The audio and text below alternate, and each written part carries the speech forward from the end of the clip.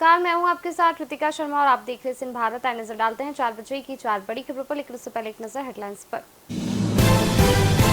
इंदौर में 22 सितंबर को इंदौर की सड़कों पर नहीं दौड़ेंगी कारें, शहर तीसरी बार मनाएगा नो कार डे। महापौर पुष्पमित्र भार्गव ने शहरवासियों से की अपील, कहा इस दिन कार का उपयोग न करें। छतरपुर में झोला छाप डॉक्टर्स की बड़ी लापरवाही से 55 वर्षीय व्यक्ति की हुई मौत। उक्त झोला छाप डॉक्टर पर पहले से प्रकरण दर्ज। ग्वालियर में एमपी में ओबीसी आरक्षण को लेकर तेज हुआ आंदोलन, कांग्रेस और SC/ST संगठनों का मिला समर्थन। ओबीसी महासभा प्रदेशव्यापी आंदोलन की चेतावनी दी।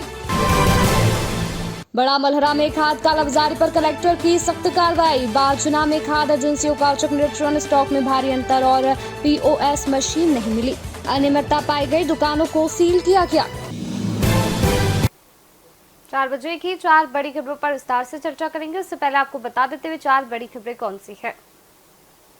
पहली खबर आ रही है इंदौर से, दूसरी खबर छतरपुर से, तीसरी खबर ग्वालियर से है, चौथी और आखिरी खबर बड़ा मलहरा से आ रही है। बात करें पहली खबर की इंदौर से, जहां पर 22 सितंबर को इंदौर की सड़कों पर नहीं दौड़ेंगी कारें, शहर तीसरी बार बनाएगा नो कार डे।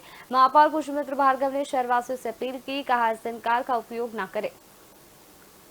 दूसरी खबर है छतरपुर से, जहां पर छतरपुर में झोला छाप डॉक्टर्स की बड़ी लापरवाही देखी गई। लापरवाही से 55 वर्षीय व्यक्ति की मौत हो गई। आपको बता दें कि उक्त झोला छाप डॉक्टर पर पहले से ही कई प्रकरण दर्ज हैं। वहीं तीसरी खबर ग्वालियर से, आपको बता दें कि ग्वालियर में MP में OBC आरक्षण को लेकर के आंदोलन तेज हुआ है। कांग्रेस और SC/ST संगठनों का समर्थन मिला है। आपको बता दें ओबीसी महासभा प्रदेशव्यापी आंदोलन की चेतावनी। चौथी और आखिरी खबर बड़ा मलहरा से आ रही है। आपको बता दें कि बड़ा मलहरा में खाद कालाबाजारी पर कलेक्टर की सख्त कार्रवाई देखने को मिली। बाजना में खाद एजेंसियों का औचक निरीक्षण देखने को मिला, स्टॉक में भारी अंतर और POS मशीन नहीं मिली, अनियमितता पाई गई, दुकानों को सील किया गया।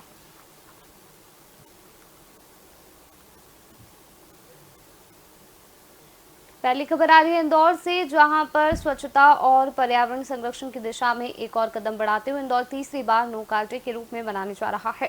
महापौर पुष्पमित्र भार्गव ने शहरवासियों से अपील की है कि वे इस दिन कार का उपयोग न करें और सार्वजनिक परिवहन, साइकिल अथवा पैदल चलकर अपनी दिनचर्या पूरी करें।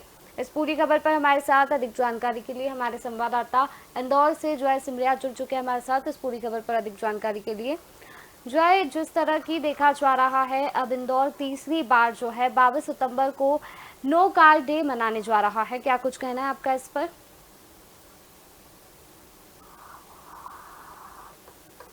जी हाँ रितिका, इंदौर शहर की बात की जाए तो इंदौर शहर नवाचारों का शहर है, जहाँ नवाचारों की शुरुआत की जाती है। इंदौर देश का पहला ऐसा शहर है जहाँ नो कार डे की शुरुआत की गई है। 22 सितंबर के दिन no car day, international no car day Indore शहर में मनाया जाता है। पर्यावरण की सुरक्षा को देखते हुए नो कार डे। जो आपकी आवाज नहीं आ पा रही है। इंदौर शहर नवाचारों का शहर है, जो नवाचारों के लिए जाना जाता है। पर्यावरण की सुरक्षा को देखते हुए 22 सितंबर को इंदौर से नो कार डे मनाने जा रहा है और यह पर्यावरण के सुधार के लिए बड़ी पहल है, जो देश का पहला शहर होने के नाते नो कार डे मनाता है। जी, इस पर महापौर पुष्पमित्र भार्गव का क्या कुछ कहना है, उन्होंने क्या कुछ अपील की है शहरवासियों से? जी हाँ रितिका, इंदौर महापौर पुष्पमित्र भार्गव ने शहर की जनता से अपील की है कि वह 22 सितंबर के दिन अपने घरों से कारों की जगह पब्लिक ट्रांसपोर्ट का उपयोग करें, बल्कि कारें न लेके निकले। इससे तकरीबन 80,000 से 1.25 लाख लीटर तक डीजल और पेट्रोल की भी बचत होगी। साथ ही पर्यावरण में भी सुधार होगा। अगर पब्लिक कारों की जगह पब्लिक ट्रांसपोर्ट का उपयोग करती है तो यातायात में भी काफी सुधार होगा। यह पहल महापौर ने इंदौर की जनता से की है। जी, वही अगर बात करें आम लोगों की, तो आम लोगों में कितनी जागरूकता देखी जा रही है? रितिका, अगर इंदौर शहर की बात की जाए, जी, जब भी इंदौर शहर कोई नया नवाचार करता है तो इंदौर की जो जनता है बढ़ चढ़कर हिस्सा लेती है। हर साल हम देखते हैं इंदौर शहर के अंदर तकरीबन 14 से 15% कम कारें शहर में देखने को मिलती हैं और इस दिन यातायात में भी काफी सुधार होता है। जी, तो आपको बता दें जो खबर आ रही थी वो आ रही थी इंदौर से, जहां पर इंदौर में आपको बता दें कि 22 सितंबर को इंदौर की सड़कों पर कारें नहीं दौड़ेंगी। शहर तीसरी बार नो कार डे मनाएगा। पुष्पमित्र भार्गव ने शहर वासियों से अपील की है, कहा कि इस दिन कार का उपयोग ना करें।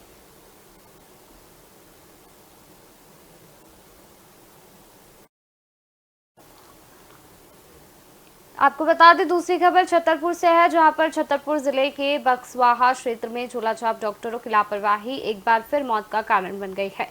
आपको बता दें ग्राम चाची सेमरा निवासी 55 वर्षीय जुगत सिंह लोधी बुखार की शिकायत लेकर बक्सवाहा में इलाज कराने पहुंचे थे। उन्होंने खुद को MBBS बताने वाले निजाम खान से उपचार लिया था।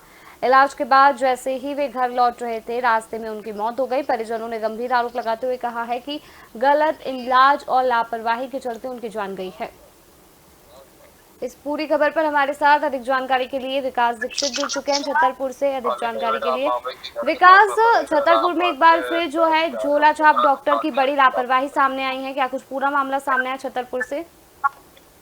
जी रितका, मैं बताना चाहूंगा आपको कि छतरपुर जिले के बक्सवाहा क्षेत्र में एक झोला छाप डॉक्टर की लापरवाही से एक फिर मौत का कारण बना है। जो चाची सेवरा निवासी एक जगत सिंह लोधी था, जो 55 वर्ष का व्यक्ति था, उसको बुखार आने के कारण वो बक्सवाहा जाता है।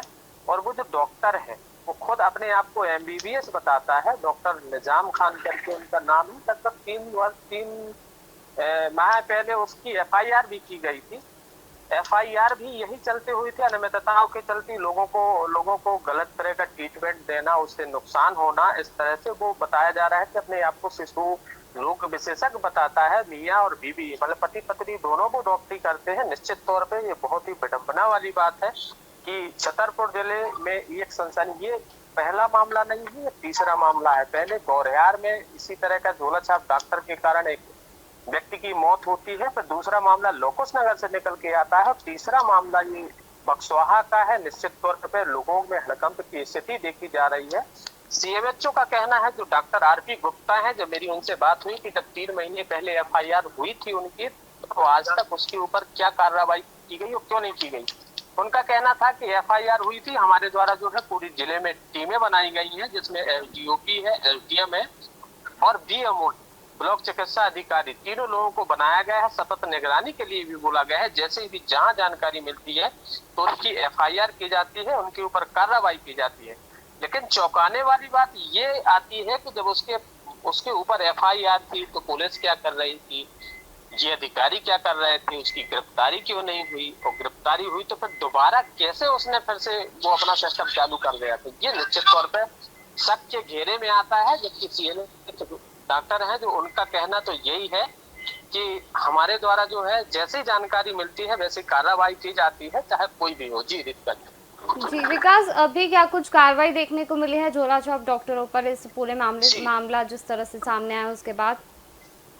डॉक्टर CMHO है जो RP गुप्ता, उनसे मेरी बात हुई तो उनका कहना था कि पहले भी उसके ऊपर FIR हुई थी और आज भी उसके ऊपर हमने पुनः FIR कर दी है। और अगर ऐसे कोई और भी मामले मिलते हैं तो निश्चित तौर पे जो डॉक्टर हैं उनकी हमारे द्वारा जो टीम गठित की गई है। मैं बताना चाहूंगा कि जो छतरपुर कलेक्टर पार्थ जायसवाल है, उनके द्वारा जो है लोगों के स्वास्थ्य को लेकर लगातार जो है समय समय पर आदेश निर्देश दिए जाते हैं, आदेश जारी किए जाते हैं कि अगर ऐसी किसी भी तरह की कोई समस्या आती है तो निश्चित तौर पर कलेक्टर के आदेश पर टीमें गठित की गई थी। हर ब्लॉक स्तर पर एक SDO की SDO और DMO उस टीम में रखा गया था कि अगर कोई भी बोर्ड लगा के या झोला छाप डॉक्टर है या कोई भी अपना मेडिकल में लोग अगर किसी भी तरह की कौतूहल बरती जाती है या कोई समस्या आती है, लोगों की शिकायत मिलती है, तो निश्चित तौर पे उन पर कार्रवाई की जानी चाहिए। और CMHO का कहना है कि हमारे द्वारा जो है लगातार निगरानी रखी जा रही है और टीम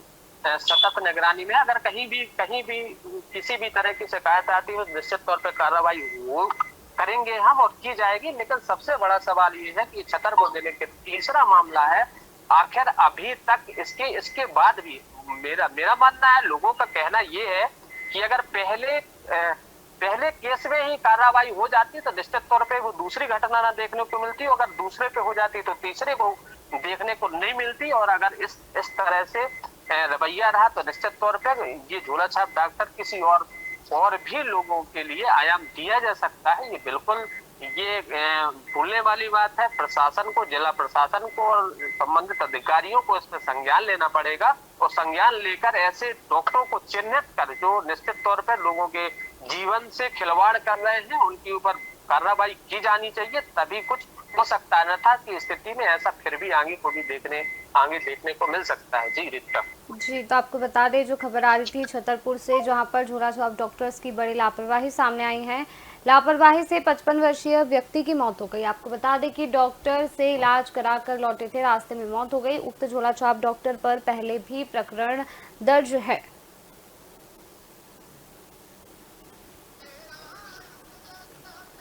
तीसरी खबर आपको बता दें ग्वालियर से, जहां पर मध्य प्रदेश में सरकारी नौकरियों में ओबीसी वर्ग के लिए दिए जा रहे 27% आरक्षण में से 13% हिस्से को होल्ड किए जाने को लेकर के नाराजगी लगातार बढ़ती जा रही है। इसी क्रम में ओबीसी महासभा ने अपने आंदोलन को तेज करते हुए ग्वालियर कलेक्ट्रेट कार्यालय पर जोरदार प्रदर्शन किया है। आपको बता दें कि मुख्यमंत्री डॉक्टर मोहन यादव के नाम ज्ञापन सौंपा है। इस दौरान महासभा के पदाधिकारियों और कार्यकर्ताओं ने सरकार पर कई गंभीर आरोप लगाए हैं। उन्होंने आरोप लगाते हुए कहा है कि हाईकोर्ट में आपको बता दें कि आरक्षण के पक्ष में, ओबीसी आरक्षण के पक्ष में सही ढंग से पैरवी नहीं की जा रही है, जिससे कि लाखों छात्रों और युवाओं को 27% आरक्षण का लाभ नहीं मिल पा रहा है। उन्होंने कहा कि सिर्फ ओबीसी वर्ग की नहीं बल्कि सामाजिक न्याय की लड़ाई है। ओबीसी महासभा के आंदोलन को अब कांग्रेस पार्टी और SC/ST वर्ग के संगठनों का भी समर्थन मिलने लगा है, जिससे यह आंदोलन और व्यापक होते जा रहा है। हालांकि मुख्यमंत्री डॉक्टर मोहन यादव पहले ही ओबीसी वर्ग को 27% आरक्षण दिए जाने के पक्ष में अपनी प्रतिबद्धता जता चुके हैं और इस मुद्दे पर सर्वदलीय बैठक भी कर चुके हैं।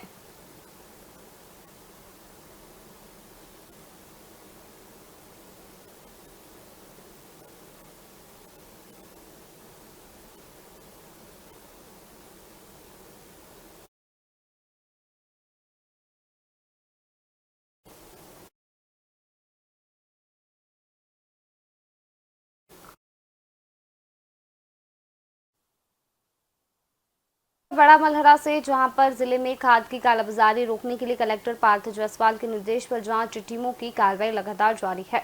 बक्सवाहा विकासखंड के ग्राम बाजुरा में नायब तहसीलदार सुनील कुमार केवट और कृषि विभाग की टीम ने मधुबन खाद एजेंसी और जनता कृषि केंद्र का औचक निरीक्षण किया है।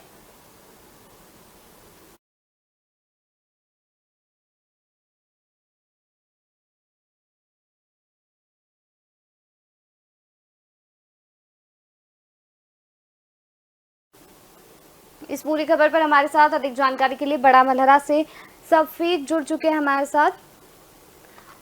सफीक, बड़ा मलहरा में खाद कालाबाजारी पर जो है कलेक्टर के बाद कलेक्टर की सख्त कार्रवाई देखने को मिली है, जहां पर क्या कुछ पूरा मामला सामने आया है बड़ा मलहरा से?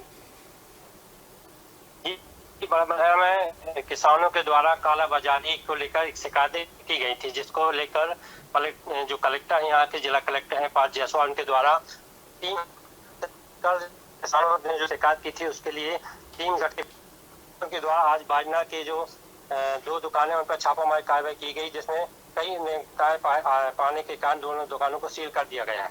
जी, किसानों का क्या कुछ कहना है इस पूरी कार्रवाई को लेकर? किसानों का कहना है कि बाजना से मधुबन खाद एजेंसी और जो जनता कृषि केंद्र है उस पर मूल्य से अधिक खाद बेची जा रही थी, जिसमें शिकायत भी आई थी और वेतन किसानों से 1800 रुपए तक के वसूले जा रहे थे और अगर किसान इस बात का विरोध करते थे तो उनको खाद की बोरी देने से साफ इनकार किया जा रहा था। जी, इस मामले में नायब तहसीलदार का क्या कुछ कहना रहा?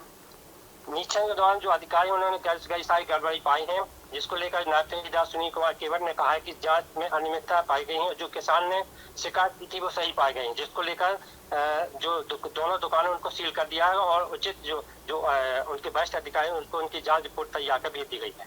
कैसे पहले भी इस तरह की अनियमितताएं सामने आ चुकी है दुकानों को, जिन दुकानों को सील किया गया है वहां से?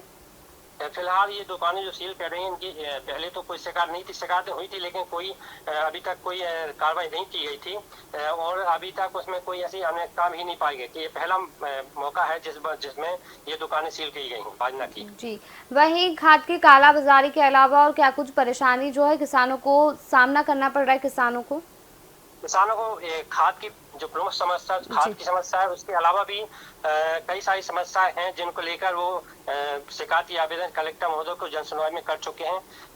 ये खाद के अलावा भी जैसे आपकी लाइट के उसके लिए सिंचाई के लिए लाइट की व्यवस्था नहीं हो पाती, लाइट ग्रामीण लेवल पर बहुत ज्यादा कटौती होती है, उसकी शिकायत भी उन्होंने कलेक्टर महोदय से जन सुनवाई में की है। तो क्या आश्वासन मिला उन्हें?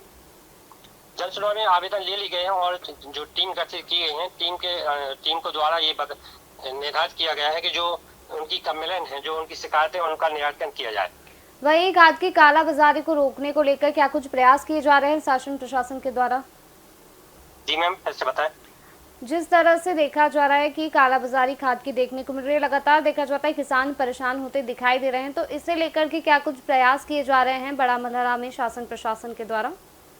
प्रशासन के द्वारा टीम गठित की गई है, हम पहले बता चुके हैं। टीम गठित करके और जो शिकायतें हैं उनके निराकरण के लिए, जैसे किसानों की खाद की समस्या थी तो खाद जो विज्ञान केंद्र है उनका निरीक्षण किया जा रहा है और अनियमितता पाए जाने पर उनको सील करने की कार्रवाई भी की जा रही है। जी, तो आपको बता दें जो खबर आ रही थी बड़ा मलहरा से, जहां पर बड़ा मलहरा में बाजना में खाद एजेंसियों के द्वारा औचक निरीक्षण किया गया। खाद कालाबाजारी पर कलेक्टर की सख्त कार्रवाई देखने को मिली है। स्टॉक में भारी अंतर और POS मशीन नहीं मिली।